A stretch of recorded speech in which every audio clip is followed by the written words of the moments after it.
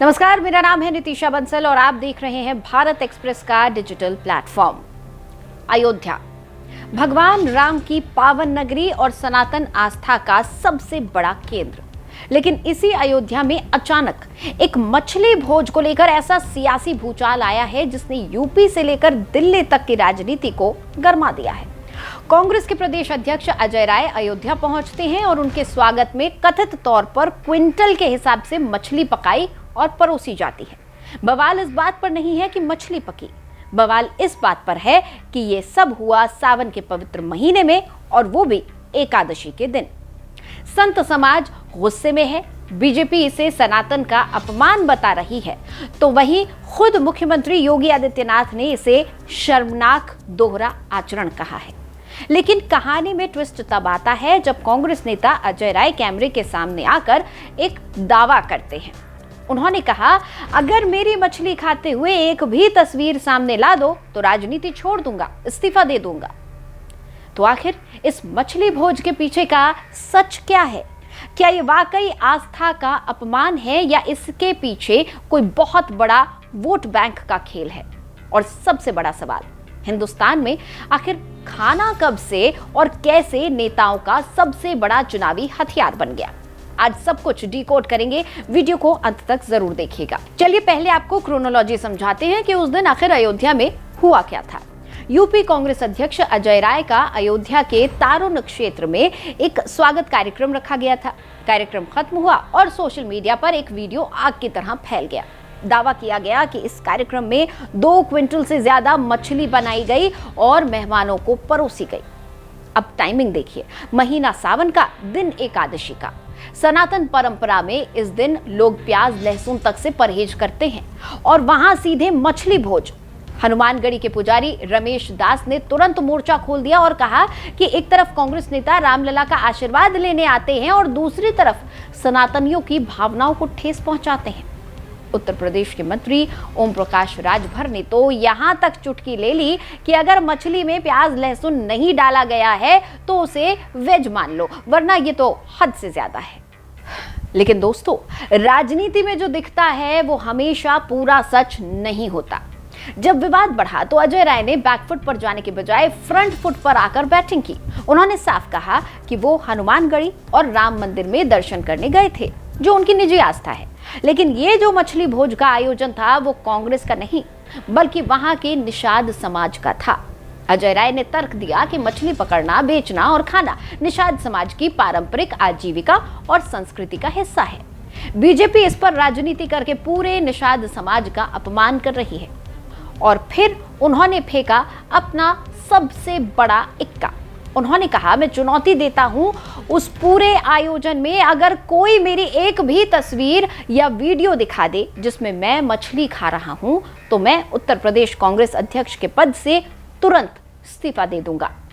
यानी अजय राय का कहना है कि आयोजन भले ही निषाद समाज का था लेकिन उन्होंने खुद नियमों का पालन किया और मांस मछली नहीं खाई। वैसे ये पहली बार नहीं है जब भारत की राजनीति में थाली को देखकर वोट बैंक का अंदाजा लगाया जा रहा है। पिछले कुछ सालों में नॉनवेज भारतीय राजनीति का सबसे हॉट टॉपिक बन चुका है। याद करिए, सितंबर 2023 में जब राहुल गांधी और लालू प्रसाद यादव का चंपारण मटन पकाते हुए वीडियो सामने आया था। सावन के महीने में वो वीडियो शेयर हुआ और खुद प्रधानमंत्री नरेंद्र मोदी ने रैलियों में इस पर निशाना साधते हुए कहा था कि ये लोग बहुसंख्यक समाज की भावनाओं को चिढ़ाने का काम करते हैं। दूसरा मामला, 2024 के लोकसभा चुनाव के दौरान तारीख थी 9 अप्रैल। तेजस्वी यादव और मुकेश सहनी ने हेलीकॉप्टर के अंदर चेचरा मछली और रोटी खाते हुए वीडियो पोस्ट कर दिया। उस समय भी नवरात्रि के ठीक पहले या उसके दौरान वीडियो आने पर भारी बवाल हुआ था और बीजेपी ने इसे वोट बैंक की तुष्टीकरण कहा था। पश्चिम बंगाल के चुनावों को कौन भूल सकता है, जब बीजेपी सांसद रवि किशन ने बयान दिया था कि बिहार यूपी से भारी मात्रा में मछली लाकर बंगाल के कुओं और तालाबों में डाली जाएगी, जिस पर अखिलेश यादव और टीएमसी ने तीखा पलटवार करते हुए इसे बंगाली संस्कृति का अपमान बता दिया। और माछ भात की तस्वीरें तो लगातार बंगाल चुनावों में सामने आती रही। लेकिन इस सब राजनीतिक बयानों के बीच देश की जनता का खान पान असल में कैसा है? चलिए आपको भारत सरकार के स्वास्थ्य मंत्रालय के आधिकारिक आंकड़े दिखाते हैं जो आपको हैरान कर देंगे। राष्ट्रीय परिवार स्वास्थ्य सर्वेक्षण यानी कि NFHS 5 2019-21 की रिपोर्ट के मुताबिक भारत में 15 से 49 वर्ष की उम्र के 83.6% पुरुष और 70.6% महिलाएं नॉन वेजिटेरियन हैं, जो कभी ना कभी या नियमित रूप से मछली, चिकन या मांस खाते हैं। यही नहीं, देश के करीब 57% पुरुष और 45% महिलाएं हफ्ते में कम से कम एक बार नॉनवेज जरूर खाते हैं।